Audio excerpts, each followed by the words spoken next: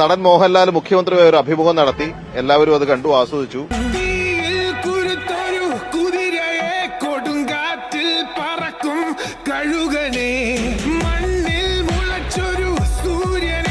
നല്ല ചിരിയാ നിന്റെ.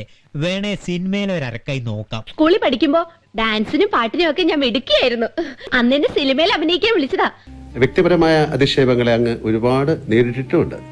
ഇങ്ങനെ പതരാതെ നേരിടാൻ പ്രാപ്തനാക്കിയത് അങ്ങയുടെ രാഷ്ട്രീയ പശ്ചാത്തലമാണോ? അത് നമ്മുടെ മനസ്സെപ്പോഴും ക്ലീൻ ആയിരിക്കണം.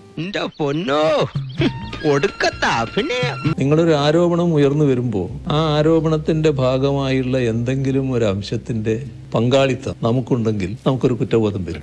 ഒന്നുമില്ലാത്തൊരു കാര്യം പറഞ്ഞു കേൾക്കുമ്പോൾ അതിനൊരു ചിരിയോടെ നേരിടാൻ നമുക്ക് സാധിക്കും. ഞാനൊരു വലിയ സംഭവം അല്ലേ? അതിന്റെ ചെലവിന്റെ കണക്ക് പുറത്തു വന്നിട്ടുണ്ട്. ഏറെ കൊട്ടിഘോഷിച്ച് നടന്ന മുഖ്യമന്ത്രി മോഹൻലാൽ അഭിമുഖത്തിനായി സർക്കാർ ഖജനാവിൽ നിന്ന് എത്ര രൂപ ചെലവായി എന്നതിന്റെ കണക്കുകൾ ഇന്ന് പുറത്തു വന്നു. 10 ലക്ഷം വരെ കിട്ടുമെന്നാ നാട്ടുകാർ പറയണേ. അപ്പടിയെല്ലാം ഒന്നുമില്ല.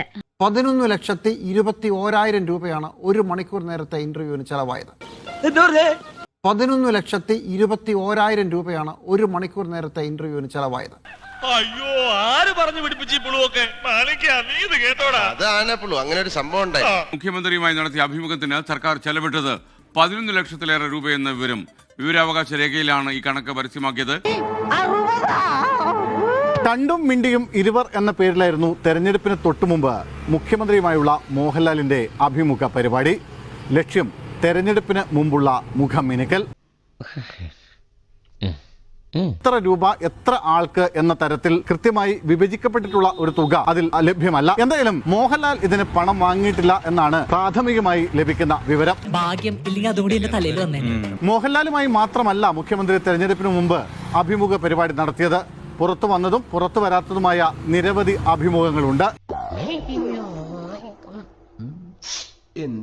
ഉറക്കം വരുന്നു.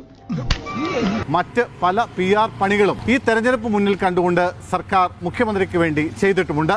അതിന്റെയൊക്കെ കണക്കുകൾ വരും ദിവസങ്ങളിൽ പുറത്തുവരും. 2 ഓലക്കീറോ വെള്ള തുണി എടുത്തോളൂ എന്നെ മൂടാൻ.